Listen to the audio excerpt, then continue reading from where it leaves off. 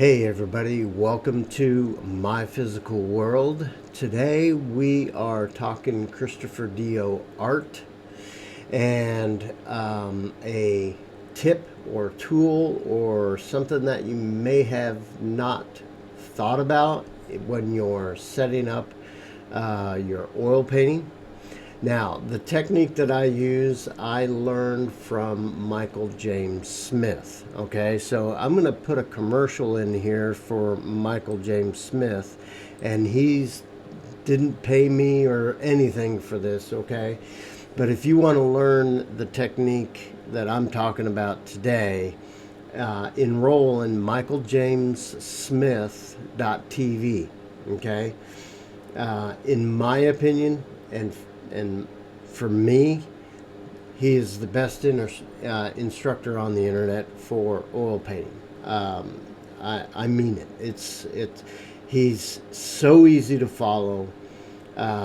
His lessons are clear. I just how do you explain it?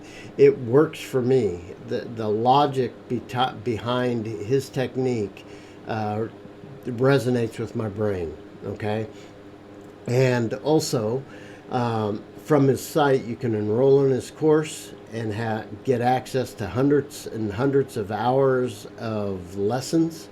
You can also order paintbrushes and his own line of paint, oil paint, from his website. The lessons or the subscription to his online school is only $30 a month, or here in the U.S. $30 a month, and you can turn it off and turn it on as much as you can budget for. Okay, but you can support his school as well in what he does as a Patreon. You can also, if you want inspiration to try out to see what his technique is, go over to his YouTube channel, Michael James Smith, and watch his videos to see his technique and see how it can resonate with you. All right, and then go over to his school and enroll and start taking some of those courses, because they're unbelievable. They really are. They're awesome. Anyway, so that's the technique that I use. I use Michael James Smith's technique for doing my oil painting. All right, and I think you're gonna you'll really like his school. Honestly, I do. Anyway, that was an unpaid commercial, but it talks about some of the techniques that he teaches, and many artists do this technique. All right, they block in with midtones of their scene, okay, prior to painting the details. All right, Michael teaches using acrylics for your block in, but you don't have to use acrylics. The important part is to get those midtones mapped out for your scene. Okay, and so you'll get a photo or whatever you're painting, even if it's out of the top of your head, and you're going to sketch your painting, obviously. But when you start putting paint to canvas, you're going to start out only painting the midtones.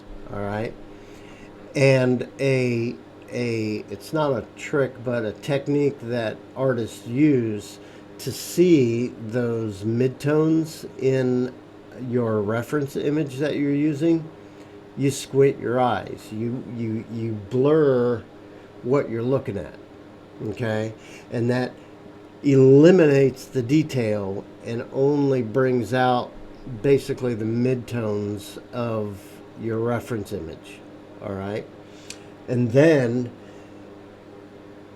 you map out all those areas of different midtones, and then you apply it to your canvas. All right, now with me, it's hard when I squint. It might be my eyesight, but when I squint, it doesn't really it doesn't really work for me all that much. I mean, sometimes it does, sometimes it doesn't. Okay, but here is a simple tool. It doesn't really matter what software you use, but I use Affinity Photo 2 on my Windows computer. All right, I use Affinity Photo. I also use Krita, Krita, which is free.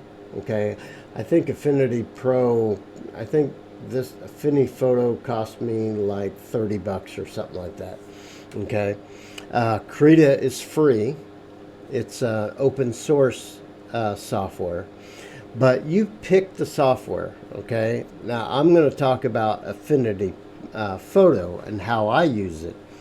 So here's a scene of a forest, and I want to get the midtones. Oh, here is another way to get midtones, is like in GIMP, and I have a video of this in one of my playlists. I have a video of how to use GIMP to get your midtones or your averages.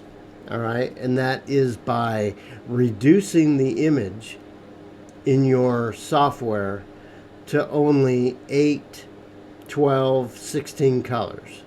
Okay, it's called indexing. All right, you can index your image, and that will give you a breakdown of average colors based on how many you choose to use. Okay, that's one technique of getting midtones. But the other technique is to just squint, and that will eliminate the details in your image and only give your eye the midtones of your reference image. Okay, here is another way to do it, and this is how I do it in Affinity Photo. Is here we have this forest, and all I do is I come up to filters and I simply apply a Gaussian blur to my image, and down here I get a radius of how I want to do that.